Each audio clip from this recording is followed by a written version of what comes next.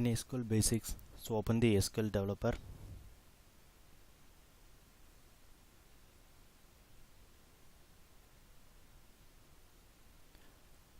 Wait for the SQL Developer to open. It will take some time since it's the Java based application.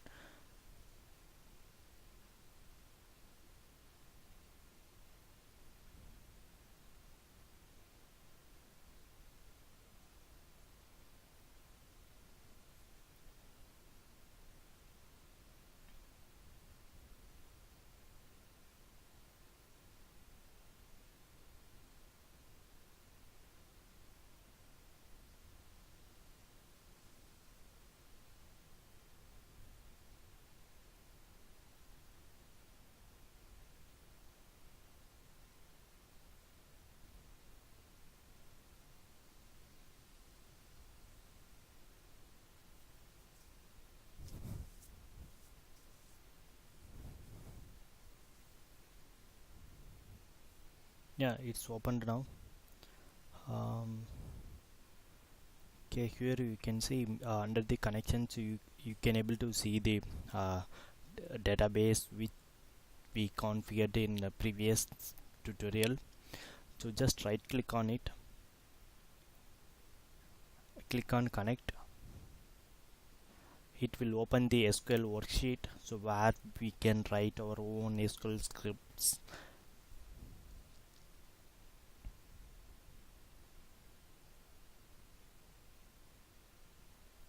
It's opened now. Before getting into the basics of SQL scripting, let us try to understand with an example. So for example purpose, just open on Excel. It will give you the clear picture of SQL usage along with the your own examples, so that you can understand more better way of with your example values. So now let us try to have a table employee. So now we identified the table name employee. Now identify the columns which needs to be created for this table. Let us assume that employee ID will be there, employee name, address,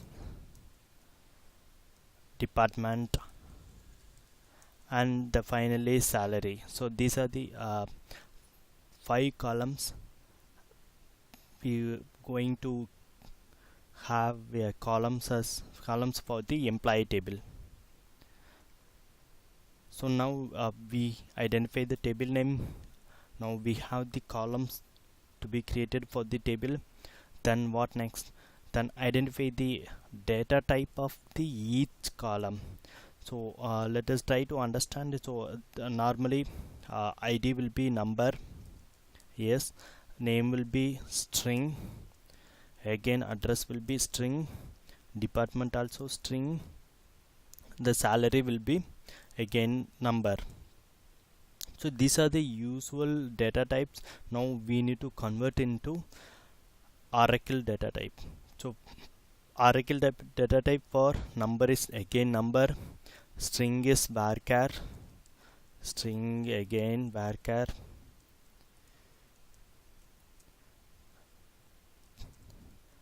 number is number. Okay, so now we have come up with the table name, columns, and for the data types of each column. So we have set now create a table. Now create a table with the name employee with these columns for data types. These are the data types for each columns. Okay, so for creating the table, the syntax would be create table and table name. Here our table name is employee. Open the bracket. First column, type column, and data type. Data type would be number. Then name, then it should be varchar. You can define the how many characters it needs to be considered. It's a maximum number of characters. I can define that 20 is my maximum number of characters. If it exceeds more than 20, it will throw an error. You can't it won't allow to insert or update. Then address, it also varchar 2 of 20. Then department, varchar 2 of 20. The finally salary, it's a number. Close the bracket now. Ends with the semicolon. Now run it. So here we have the option run statement. You can do the run with the where you have the option control enter.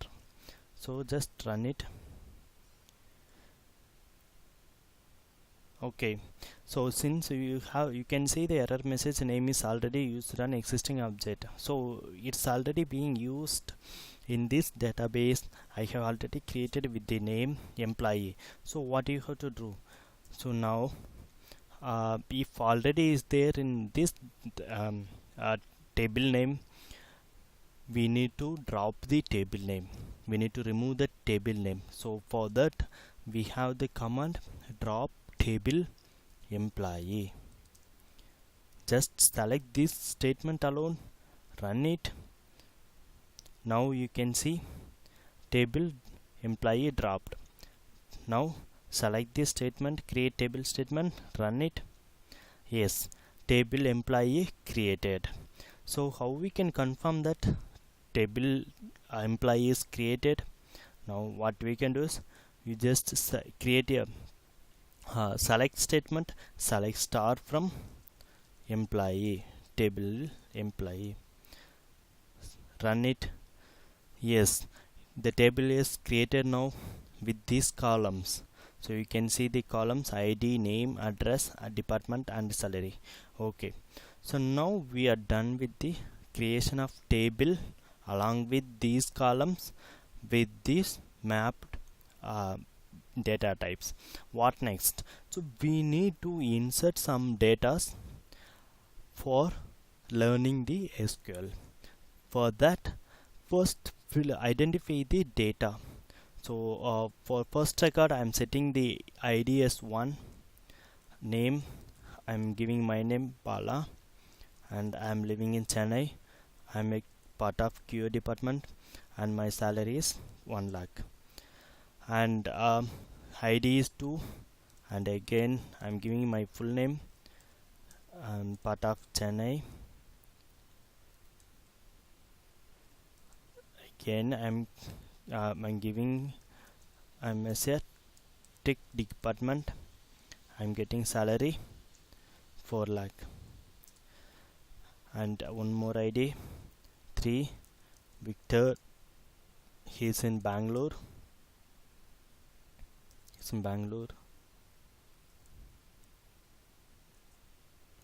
He's a QA guy.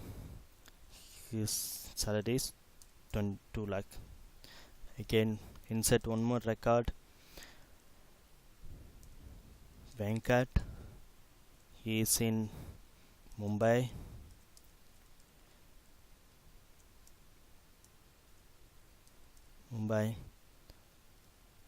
He is the HR guy. His salary is 1.5 lakh.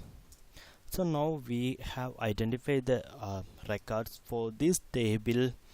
Now what we have to do is we need to import these data into our database. First thing what we have to do is we need to insert. So for inserting the data, we have this command called insert table name. Our table name here is employee. So whenever when you are not sure about the table name or any column name like that, so you just type emp then control spacebar, it will be available. So insert table name employee, insert into table name employee, then values. Now enter the values 1. Always the data, whatever the string values, right, it should be given in the we should give the string values inside the single quote. Bala, then Chennai, then 1 lakh. For numbers we need not to mention in the single quote, but even if you mention that, it's not an issue. So QA is we missed out, so now run it. So you can see one row is inserted. Now when you run this select statement, yes, I can see the data inserted into this table with the whatever values we have given here. Now what we have to do is, so once you done the insert statement, you have to remember that we need to commit it. So without committing also, you can ask a question that without committing also I can see the data. Yes, you can see the data since you are in the same session. If you close the session and if you open it, see, you can't able to see the data which you have inserted. At the same time, if you search the record from other user sessions, you can't able to see unless you do the explicit commit. So here we have the option commit. Click on commit. Yes, the commit is done now. Now others also, other users, other sessions also can able to see the data. So do remember that whenever you do insert, you have to do the commit. Now we need to type second record Balakrishnan. So Balakrishnan,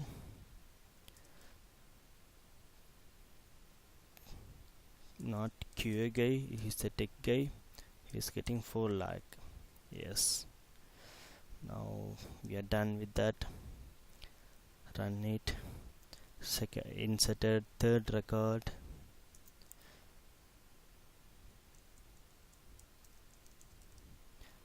Instead of doing commit for each and every record, I can do the single commit in at the end of the insert statement. So 2 lakh. Run it again. Then fourth record Venkat,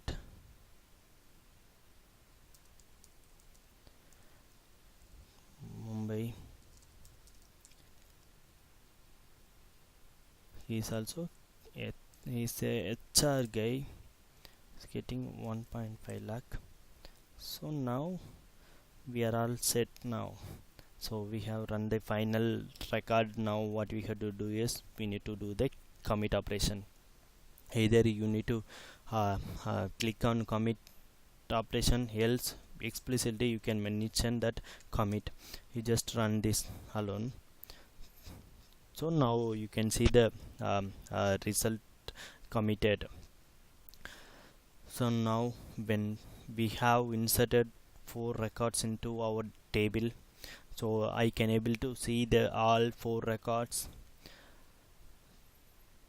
So what we have done so far is we have identified a table name, we have defined the columns for the table name, we have defined the data types for the table name, we have defined the data types of Oracle related data types, and we have identified the records for the table, and we created a table and we inserted the data into table. So for inserting data, so we use the insert into table name command.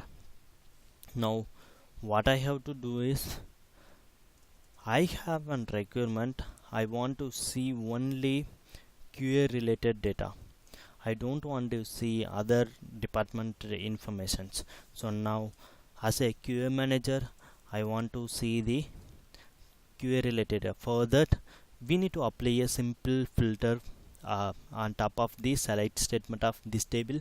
So for creating filter, the keyword would be var. So after var condition, just space. So what we are going to filter out is by department. By department I need only QA department. So just type department. So department equal to, I need to see only QA department. I don't want to see other. So now we are done with this. So we have applied a filter called department filter with the values QA. So now run it. So now you can see only QA department related records on top of this query. So now we are done with that. Next I want to see the records which are not part of QA department. For that, same filter needs to be applied for the department column. It should not be QA. So for that I'm just applying not equal. So this is the symbol for not equal. You just select the statement. So it won't return the QA records. It will return other records which are not of QA department.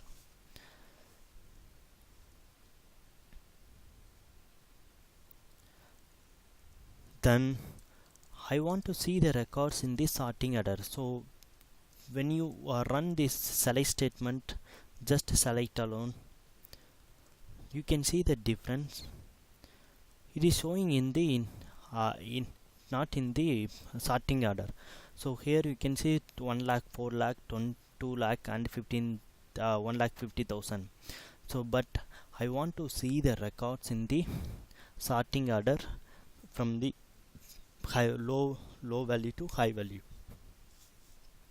For that we just need to use the order by keyword, order by, and by what column we are going to do the sorting. So we are going to use salary, then just run it, order by column. So here you can see all the values are sorted by the salary column. Again I want to sort in descending order, then use keyword descending after the column name of salary, then run it. Here you can see it sorted by the descending order. It is sorted by salary in descending order: 4 lakh, 2 lakh, 1,50,000 and 1 lakh.